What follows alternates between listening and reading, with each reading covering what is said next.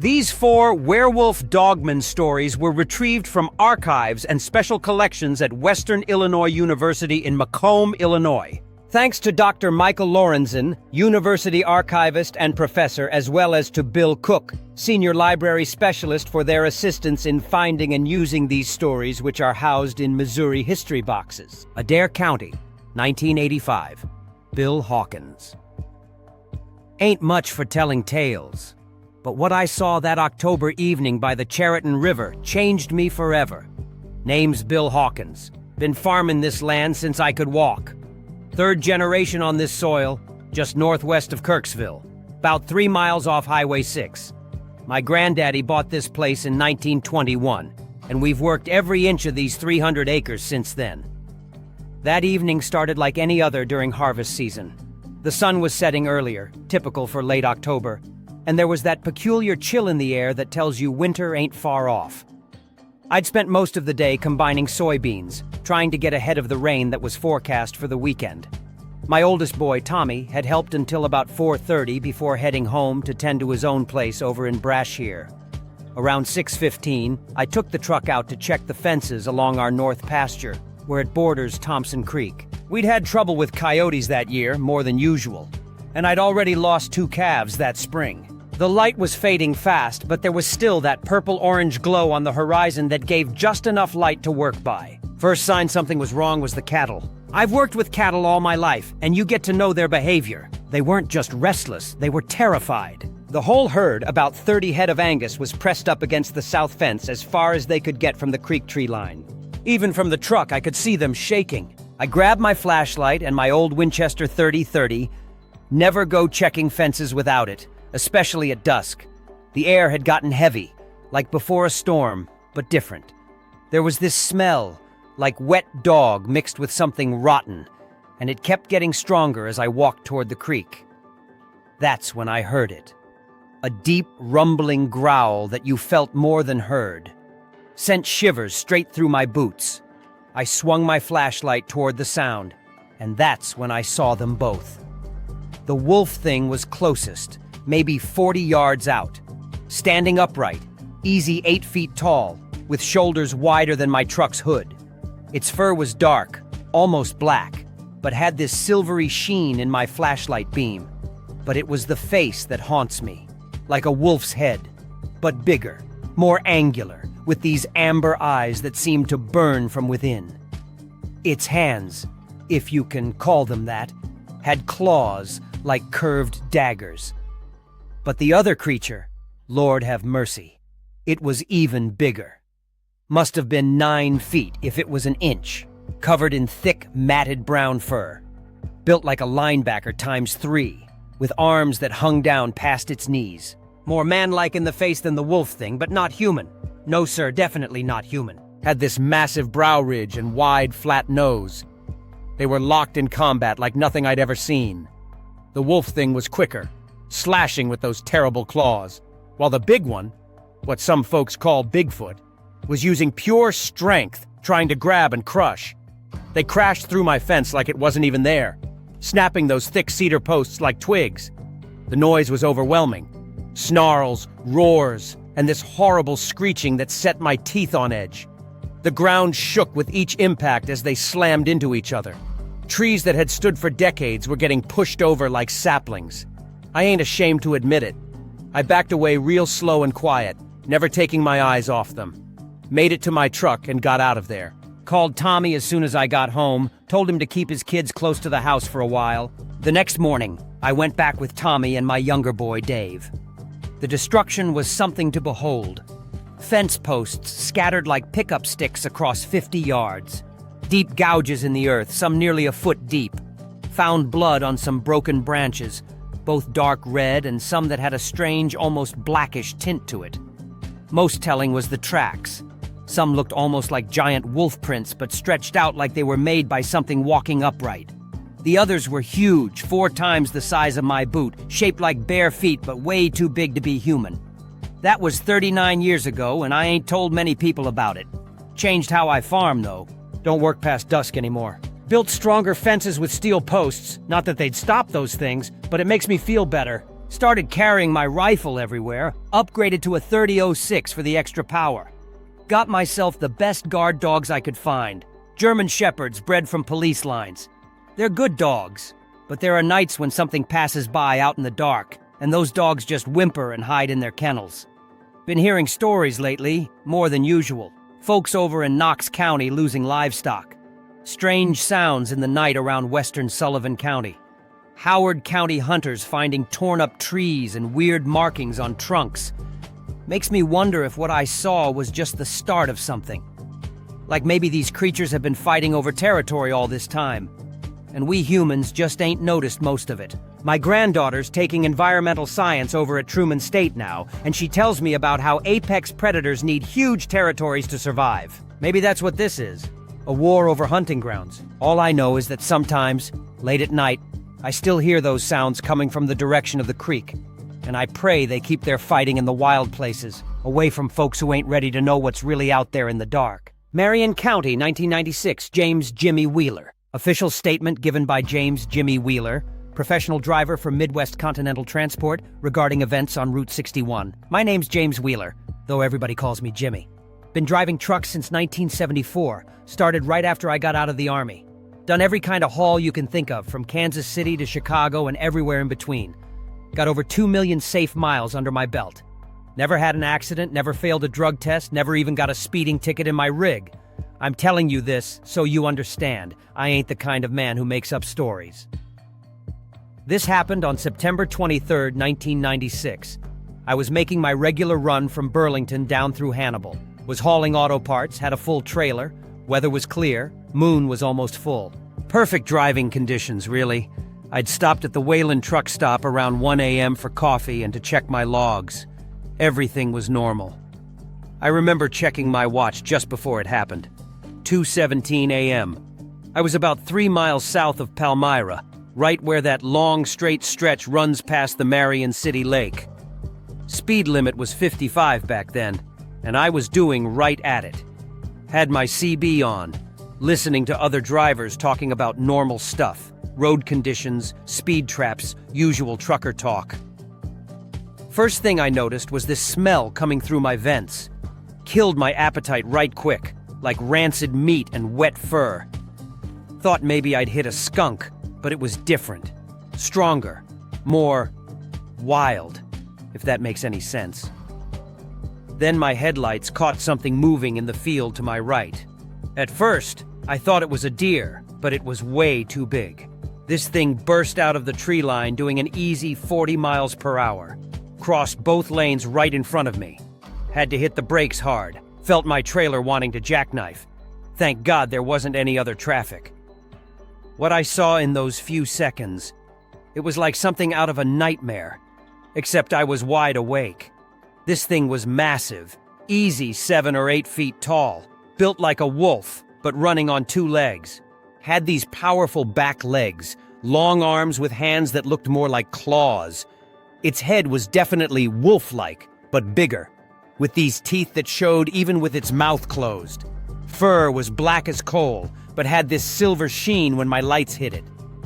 But here's where it gets even crazier. This thing was being chased by something even bigger. At first, I thought it was a bear, but bears don't run on 2 legs at 40 mph. This other creature had to be 9 feet tall if it was an inch. Covered in brown fur, built like a gorilla on steroids. Had this massive chest and arms thick as tree trunks. Its face wasn't like any animal I've ever seen. Kind of flat, with this heavy brow, almost human-like, but definitely not human. They disappeared into the woods east of the highway toward the Salt River. The sounds that came after, Jesus. Like a wolf's howl mixed with a lion's roar, and this other sound, deeper, like nothing I've ever heard before. Went on for maybe 5 minutes. Trees were crashing down, could hear them snapping. I pulled over at the next rest stop. Had to take a moment. My hands were shaking so bad I could barely hold my coffee. Called it in to dispatch, but you can imagine how that went. Dispatcher just laughed, asked if I'd been drinking. I ain't touched a drop since '82, and told her so. Found out later I wasn't the only one who saw something that night. Farmer out near Philadelphia lost 3 sheep that same night. Found them torn apart like something was fighting over them. Guy at the Marion County Sheriff's Office told me they got calls about strange noises and property damage, but officially, they blamed it on vandals. Changed my whole routine after that. Started taking I-72 through Illinois instead, even though it added an hour to my route. Bought myself a dashboard camera. This was back before they were common. Never caught anything on it, though. These things seem to know when they're being watched. About a month later, I was at the truck stop in Bowling Green, talking with some other drivers. Old-timer named Earl told me about something similar he'd seen up near Kirksville back in '85. Same description. Wolf thing and big hairy creature fighting. Got me thinking this wasn't just a random thing. Over the years, I've heard more stories. Seems like these creatures have been spotted all over northeast Missouri. Always the same pattern. Territorial disputes, fighting over hunting grounds. Some of the old-timers say they've been here longer than the roads. Had another encounter in 2002, less dramatic, but just as scary.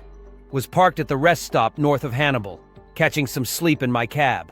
Woke up to my truck rocking, like something big had bumped it. Looked out my window and saw one of them wolf things sniffing around my trailer. Must have caught my scent because it looked right at me. Those eyes, like burning amber.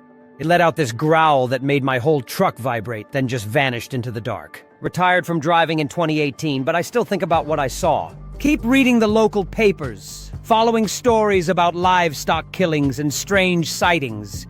They're still out there, still fighting their secret war in our forests and fields. Most folks don't want to believe it, and maybe that's for the best. But I know what I saw, and I thank God every day that I was in my truck and not broken down on the side of the road that night. Lewis County, 2005. Mike Tanner. I've been a ranger at Deer Ridge Conservation Area for 12 years now. Name's Mike Tanner, former Marine. Did 2 tours in Desert Storm before coming back home to Missouri. Thought I'd seen everything these woods could throw at me. From poachers to drug operations to the occasional lost hiker. But what happened during that September patrol changed everything I thought I knew about these forests. It was a Thursday night, cool for September. I was doing my final patrol before closing the north gates. We'd had reports of spotlighters in the area, so I was keeping an extra eye out for deer poachers. The moon was nearly full, and the sky was clear enough that I could patrol without my flashlight most of the time. Around 9:30 p.m., I was checking the back service road that runs along the LaGrange Ridge when my radio started acting up. Just static and weird interference. At first, I thought it was just typical dead zone issues, but then my truck's electrical system started going haywire too. Dash lights flickering, headlights dimming. That's when I noticed the smell. Anyone who works outdoors knows the usual forest smells. Wet leaves, deer musk, the occasional skunk. This was different. It was like wet dog mixed with rotting meat and something else. Something that made the hair on the back of my neck stand up. My first thought was maybe a dead deer somewhere nearby, but this was stronger, more alive. I killed the engine and grabbed my rifle, standard issue Remington 700, and my heavy-duty flashlight. The woods had gone completely silent. No crickets, no owls, nothing. In all my years as a ranger, I'd never heard these woods so quiet. That's when I heard the first crash. Sounded like a tree coming down, maybe quarter mile to my east. Then another, closer. Something was moving through the forest, something big enough to be knocking down trees.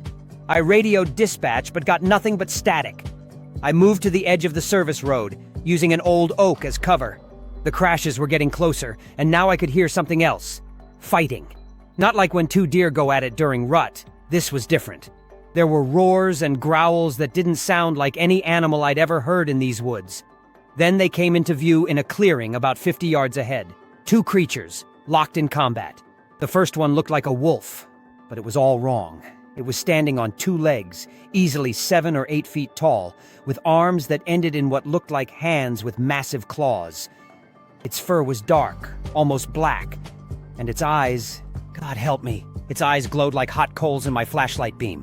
The other creature was even bigger, 9 feet tall at least, covered in brown fur, built like a linebacker times 3. Looked almost like a giant ape.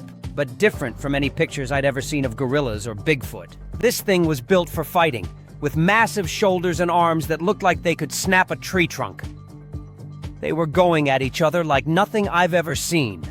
The wolf thing was faster, slashing with those claws, while the big one was trying to grab and crush.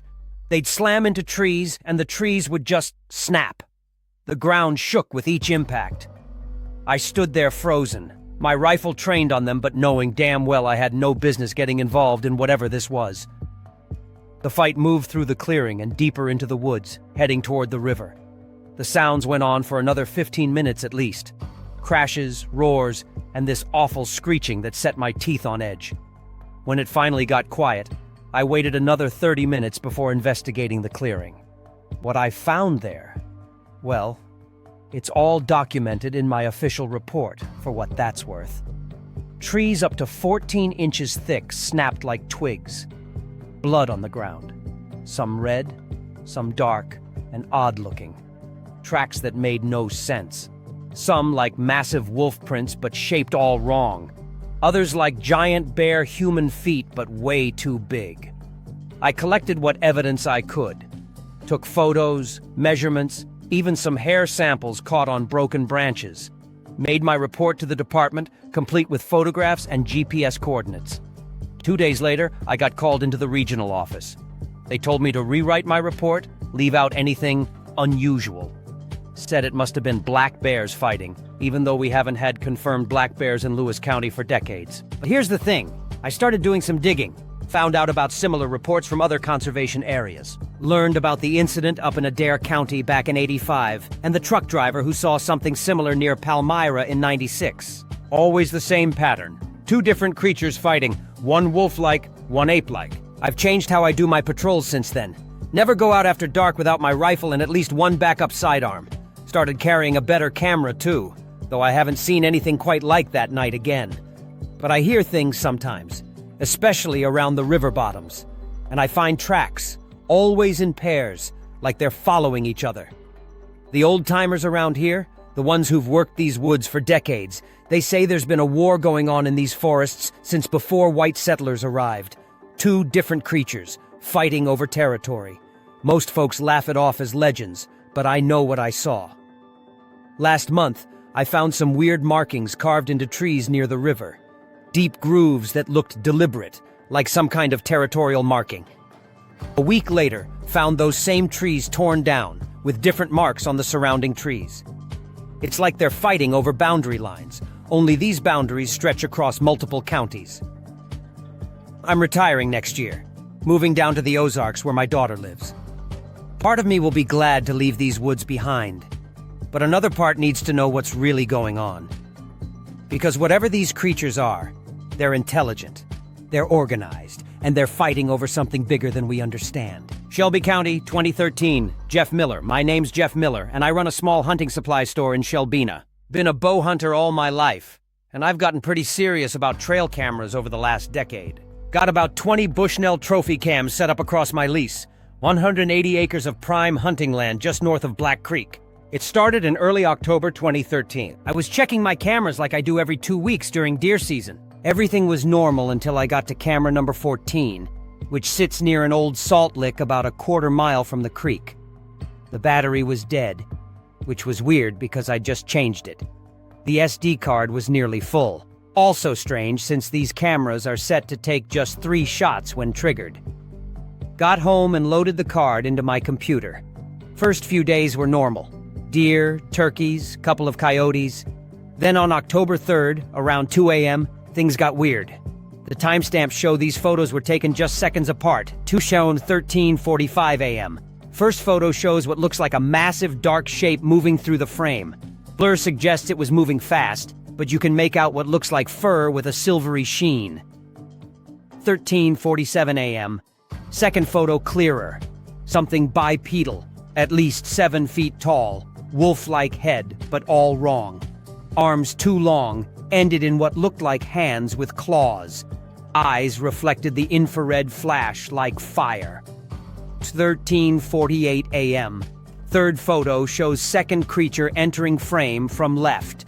Huge, covered in brown fur. Built like a gorilla but bigger. Had to be 9 feet tall. 2:13:50 a.m. Both creatures fighting. Image blurry, but you can see trees bending from impact. Then nothing. Camera died. But here's where it gets really interesting. Checked my other cameras.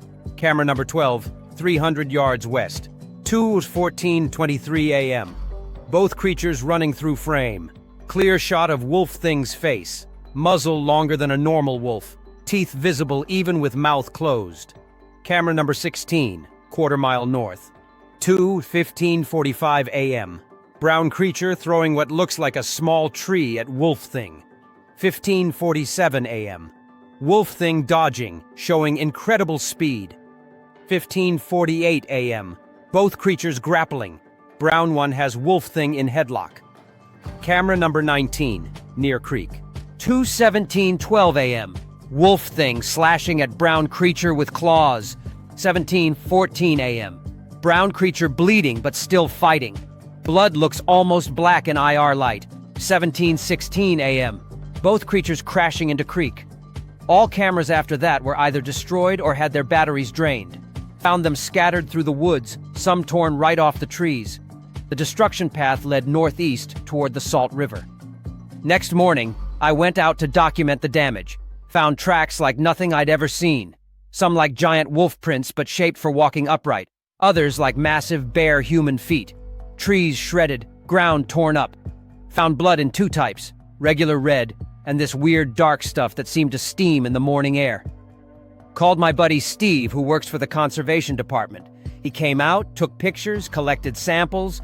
2 days later, he calls me, says to forget what I saw. Says the official report will list it as storm damage and normal wildlife activity. But here's the thing. It kept happening. Every few months, similar patterns. Cameras dead or destroyed. 2 sets of tracks. Trees damaged. Strange noises at night. Livestock missing from nearby farms. Started talking to other hunters, comparing notes.